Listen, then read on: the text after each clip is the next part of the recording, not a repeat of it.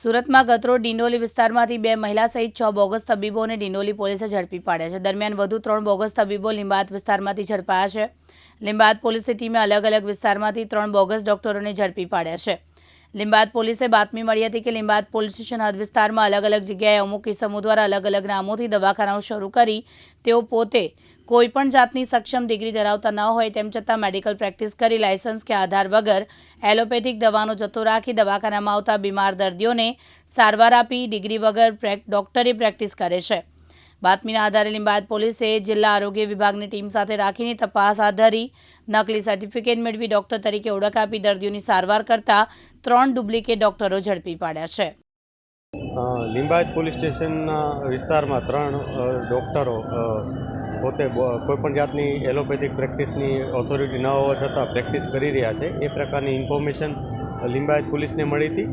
જે બાબતને લઈ આરોગ્ય વિભાગની ટીમને સાથે રાખી અને આ જગ્યાએ રેડ કરવામાં આવી। એમની પાસેથી કેટલોક મુદ્દામાલ જપ્ત કરવામાં આવ્યો, જેમાં એલોપેથિક દવાઓ, ઇન્જેક્શન્સ વગેરે છે।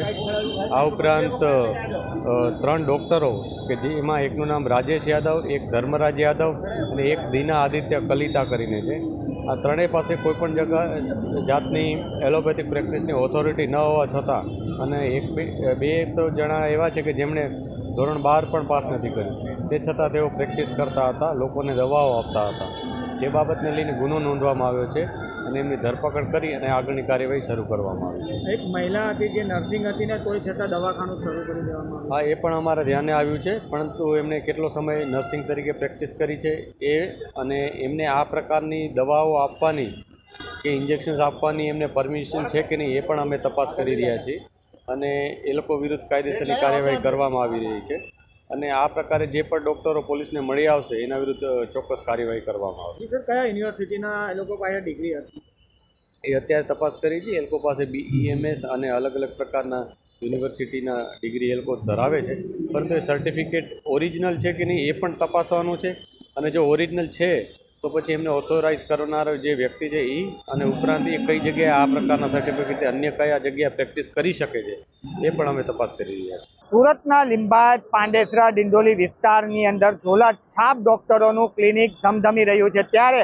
આરોગ્ય વિભાગની ટીમ અને સુરત પોલીસની ટીમ દ્વારા દરોડા પાડવામાં આવી રહ્યા છે। ત્યારે વાત કરવામાં આવે તો કેટલાક ડોક્ટરો હજુ સુધી ઝડપાઈ રહ્યા છે।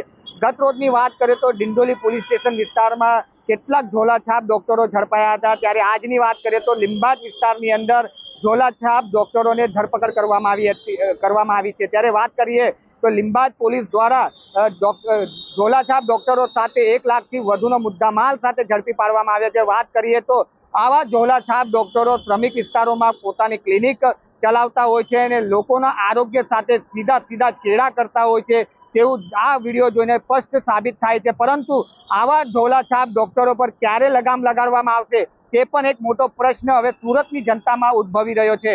કેમેરામેન અબુ મિર્ઝા સાથે મુકેશ ગુરવ, દિવ્યાંગ ન્યૂઝ, સુરત। મુકેશ ગુરવ, દિવ્યાંગ ન્યૂઝ, સુરત।